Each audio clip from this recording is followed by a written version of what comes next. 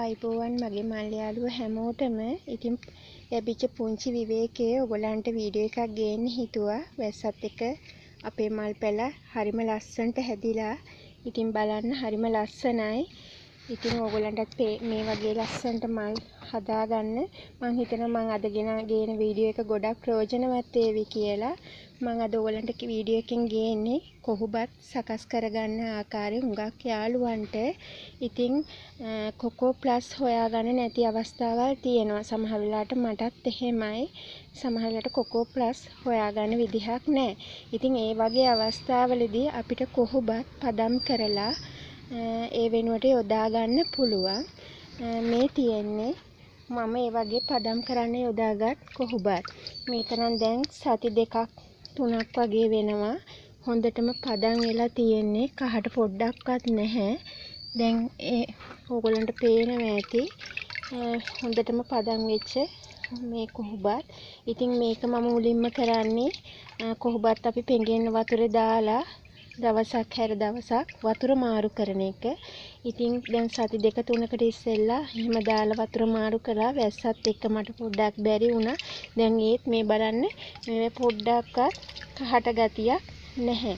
ඉතින් ඒ වගේ සකස් කරගත්ත කොහොඹත් තමයි මේ තියෙන්නේ. මම වතුරෙන් ඉවත් කරලා ඉතින් මට මම මේ වෙනුවට මේ කොහොඹත් වලට තවත් දෙයක් එකතු කරනවා. ඒ තමයි මේ කැල්සිනේට් එක. මේක නම් මේ පොඩි ෂැෂේ පැකට් එකක්. යාරටෙරා කැල්සිනේට් එක තමයි යොදාගන්නේ. මගේ ඉතින් ලොකු පැකට් එක ඉවර වෙලා. ඉතින් හොයාගන්න අද ගන්න බැරි වුණා. ඉතින් මම මේකෙන් මේක යොදාගන්නේ සාමාන්‍යයෙන් වතුර ලීටර එකකට ග්‍රෑම් 5ක් විතර. ඉතින් අද මම මේ ටිකට යොදා ගන්නවා තේ හැඳි. ඒ කියන්නේ ග්‍රෑම් 5ක ප්‍රමාණය කියන්නේ වතුර ලීටරයකට නම් මම වතුර ලීටර් 4කට ග්‍රෑම් 20ක් වගේ ප්‍රමාණයක් යොදා ගන්නවා. අද මේ අපි මේකට ග්‍රෑම් 20ක් එහෙම එකතු කර ගන්නවා.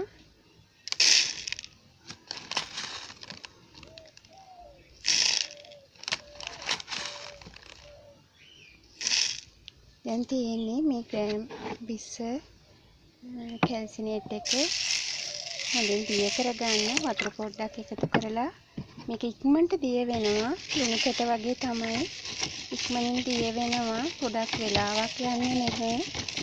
ඉතින් මේක දැන්ගේ කාල වේලාව මදි හින්දා මම මෙහෙමම එකතු කරන්න හිතුවා. කොහොමත් මේක වතුර දිය වෙන නිසා ඕගොල්ලන් හොඳින් දිය කරලා ඉවරලා එකතු කරගන්න. මේ දැන්ටමත් ගොඩක් දිය වෙලා ඕගොල්ලන්ට පේනවා ඇති කියලා මම හිතනවා. ඉතින් මේ කැල්සිනේට් එක අපි ඊට පස්සේ වතුර පෙරාගත්ත කොහොඹත් මිශ්‍රණයට එකතු කරන්න තියෙන්නේ. එකතු කරලා අපි වතුර ලීටර් 4ක් මේකට මෙහෙම එකතු කරගන්නවා. එකතු කරලා මේක හොඳින් කලවම් කරගෙන අපි මේක දවසක් තියන්න ඕනේ. දවසක් තියලා ඉවර වෙලා ඔයගොල්ලන්ට තියෙන්නේ වතුර පෙරලා අයින් කරගන්න. ඉතින් ආයි ඔයගොල්ලන් මේක හොදන්න යන්න එපා. මොකද මේකේ කැල්සියම් නයිට්‍රජන් තියෙන නිසා මේක හේදුවත් ඒව ඉවත් වෙලා යනවා. ඉතින් මේ තියෙන්නේ වගේ මම හොදලා මේ කැල්සියම් එකතු කරලා ඊට පස්සේ මිරිකලා ගත්ත කොහොඹත් බලන්න. ඉතින් කොකෝ ප්ලස් වගේම තමයි. කිසි වෙනසක් නැහැ. මේක දැන් ඉතින් අපි හිමීට වේල ගන්න තියෙන්නේ. මේක වේල ගත්තම ඔයගලන්ට කොකෝ ප්ලස් හොයාගන්න නැති යාළුවෝ ඉන්නවා. කොකෝ ප්ලස් වෙනුවට මේක භාවිතා කරන්න පුළුවන්. ඉතින් අද වීඩියෝ එකෙන් ඔයගොල්ලන්ට මම හිතනවා ගොඩක් උදව්වක් වේවි. මේ වීඩියෝ එකෙන් ඔයගොල්ලන් යම් කිසි දෙයක් ගත්තා නම් ඒක තමයි සතුට මගේ. ඉතින් මේක කරලා බලන්න. කොකෝ ප්ලස් වෙනුවට මේක යොදා ගන්න පුළුවන්. හොදන්න එපා කිසිම වෙලාවක. කැල්සිනේට් එක එකතු කළාට පස්සේ වතුර මිරිකලා මද පවනේ වේලලා අරගෙන තියාගන්න ඔයගොල්ලන්ට අවශ්‍ය වෙලාවට පාවිච්චියට. ඉතින් අද වීඩියෝ එකෙන් මම ඔයගොල්ලන්ගෙන් යන්නේ ඉස්සෙල්ලා කියනවා මගේ වීඩියෝ එක හොඳ නම් ලයික් එකක් දාලා කමෙන්ට් එකක් දාලා ඔයගොල්ලන්ගේ අනිත් යාළුවොත් එක්ක මේක ෂෙයා කරන්න මට ඉදිරි ගමනට ඒක ලොකු ශක්තියක් වේවි. ඉතින් ගිහින් එන්නම්. බුදු සරණයි හැමෝටම.